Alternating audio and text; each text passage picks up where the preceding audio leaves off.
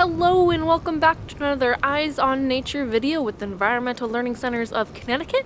My name is Lauren Pryor and today we're going to be talking about maple sugaring. So we're going to discuss how we go from the sugar maple trees all around us here to the maple syrup that we put on our pancakes.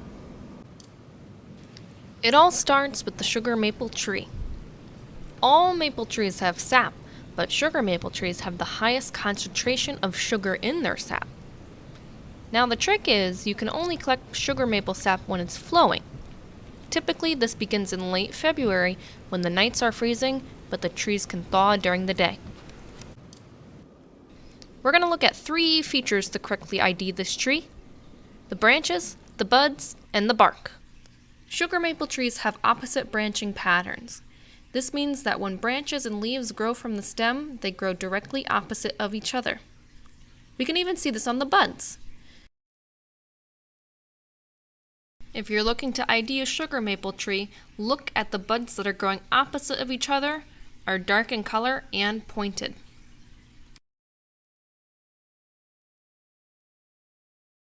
Then look to the bark. But maple trees can change what they look like depending on their age. Young sugar maple trees will have smooth bark, and older sugar maple trees will have rough, shaggy bark. Which brings us back to the opposite branching pattern. Only a handful of tree species have the opposite branching. So if you identify the opposite branching, you at least narrow down your list of contending tree species.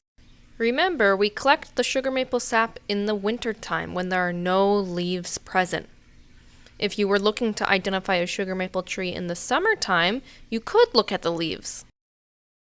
If this were the case, you would look for a dark green leaf that's large, characterized by 5 lobes, sharp edges, with U-shaped notches. A group of sugar maple trees growing together is called a sugar bush. As temperatures warm up to 40 degrees Fahrenheit, starch stored in the roots of the tree will begin to convert into sugar. This will travel up the tree via the xylem to the buds, providing nutrients for growth. Sap flow is caused by pressure in the stem. It's generated by the cycle of nightly freezes and thawing days.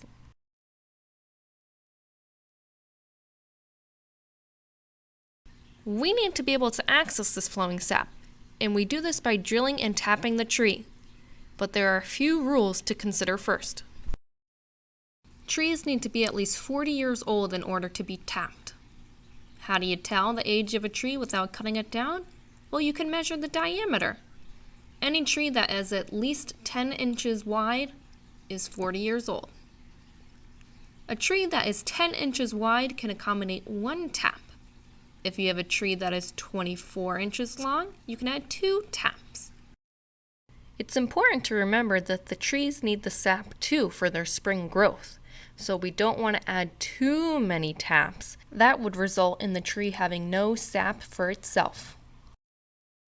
To tap a tree, you first want to find a clear spot on the tree free of rot or cankers. Then you take your hand drill and you begin drilling a hole into the tree. You only need to go about 2 inches in. We're trying to access the flowing sap, so there's really no need to go any further. Once you're confident on the depth of your hole, you can then remove the drill.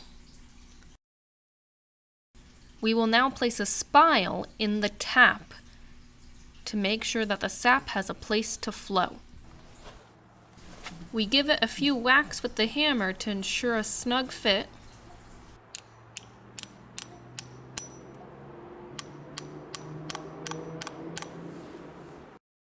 If sap is freely flowing up the tree, you will start to see it drip from the spile. You can now hang a bucket to collect your sap.